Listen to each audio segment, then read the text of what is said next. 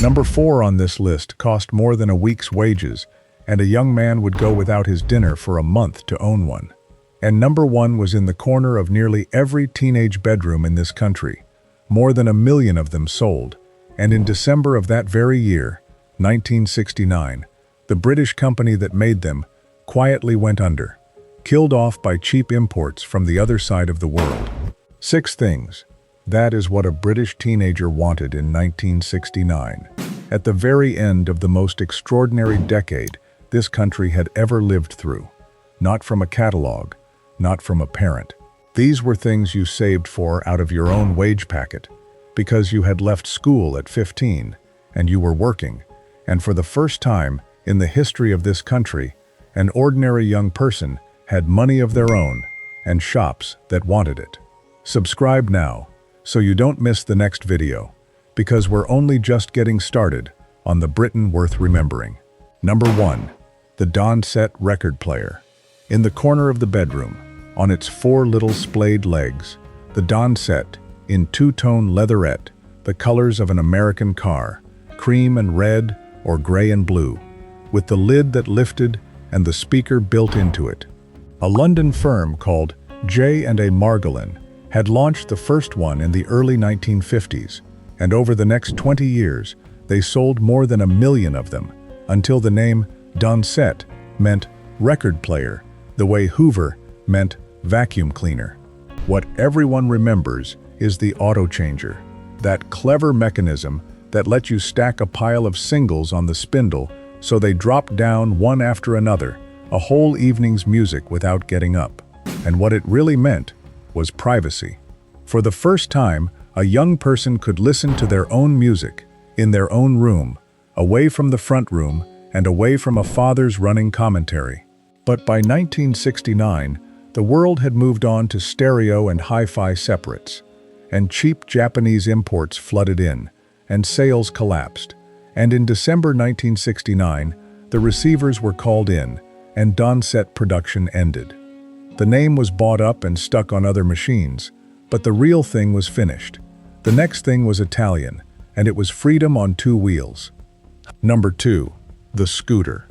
A Lambretta, or a Vespa, Italian, chromed to within an inch of its life, with a dozen mirrors on the front, and a fur trim, and a whip aerial, with a foxtail on the end.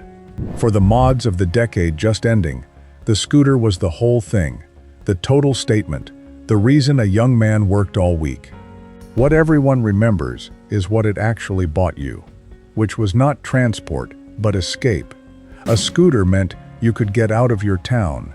It meant the coast on a bank holiday, 100 machines going down the road together, a parka over your suit to keep the road dirt off. It meant you were not stuck where you were born. And by 1969, the mod thing had split in 2, the smoother half drifting off into long hair and beads, the harder half cropping their hair short and becoming something new entirely. But the scooter stayed, passed down, resprayed, endlessly tinkered with in a backyard on a Sunday morning. It was the most expensive thing a young man could own, and the first thing that was truly his. The next thing hung in the wardrobe and had to be exactly right. Number 3. The button-down shirt.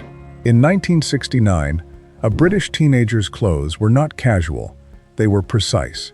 And nothing was more precise than the shirt. A button-down collar, in a check, or a gingham, or a fine stripe, and everything about it mattered. The length of the collar points, the pleat down the back, the exact placing of the loop. What almost nobody who was not there can understand is how serious this was. A young man in a factory town saved for weeks for one shirt, and he knew the details of it the way another generation knows the details of a phone. Worn with braces, and with trousers that never creased, and a crop that a barber gave you for a couple of shillings.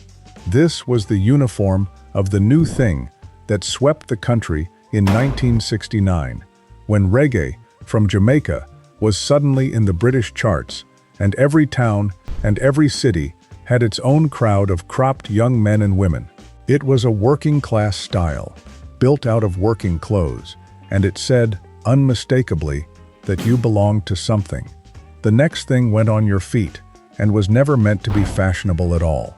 Number 4. The boots. Heavy, laced, with an air-cushioned sole. They had been designed as honest footwear for working men, for postmen and factory hands and policemen who stood all day, and they were sold as a comfort boot for people whose feet hurt. And then, British teenagers got hold of them. What almost nobody expected, least of all the company that made them, is that a boot invented for a middle-aged man's aching feet would become the single most recognizable item of British youth clothing of the next 30 years. What everyone remembers is the newness of them, the stiffness, the blisters of the first week, the yellow stitching round the edge of the sole, and the ritual of polishing them until they shone. They cost a fair chunk of a week's wage, and they lasted for years, and they were resold rather than replaced. They were bought because they were cheap and tough, and because everyone else had them, and they ended up outliving every trend that ever adopted them. Before we go on, I want to ask you something. One of these things is not really a thing in your memory. It is a feeling. Being 17, with your own money in your pocket for the very first time, and the whole of a Saturday in front of you.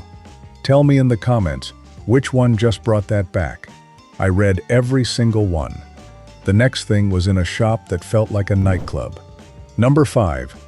The Biba dress. For a young woman in 1969, the name was Biba. Barbara Hulanicki had started it as a mail-order business and opened a shop in Kensington, and in 1969, she moved it to Kensington High Street into a dark, glamorous, incense-scented space that was less like a shop than a private party you had somehow been let into. The clothes were in colors nobody else was using, plum and rust and dusty rose, cut long and lean and romantic. What almost nobody remembers is that you did not have to be in London to have it. Biba's mail-order catalogs went out across the whole country in 1968 and 1969, so a girl in a mill town in Lancashire or a village in Devon could order the same dress that the models and the pop stars were wearing in Kensington. That was the real revolution of the decade. Not that London had wonderful clothes, but that they were cheap enough and available enough for an ordinary shop girl on an ordinary wage to buy them. And that same year, another shop called Bus Stop opened its first door and grew into a chain across the country. Fashion had stopped belonging to the rich. The last thing on this list was not a thing at all. Number 6. The wage packet. On a Friday, a small brown envelope, and inside it, in notes and coins, your own money, counted out by a hand you had never met. A British teenager in 1969 very often left school at 15 and went straight into work, into the factory or the mill or the shop or the offices, and by 17 was earning a proper wage and handing a portion of it to their mother for their keep. And what was left over, that was the thing. What everyone remembers is the sheer power of that envelope. It was not much money, but it was the first money that was entirely yours. And it bought the record, and the shirt, and the boots, and the deposit on the scooter, and it bought the freedom to walk out of the house on a Saturday and be whoever you had decided to be.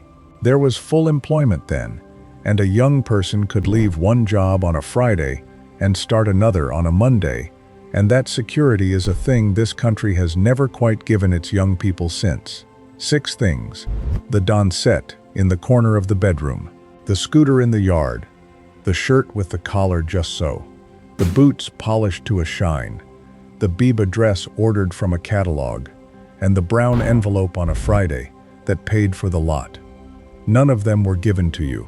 You worked for every one, and that was exactly the point. We don't just remember the things. We remember who we were when we wanted them. What did you save up for when you were 17? Tell me in the comments. One thing, one memory. Subscribe, because there is a great deal more of this country left to remember.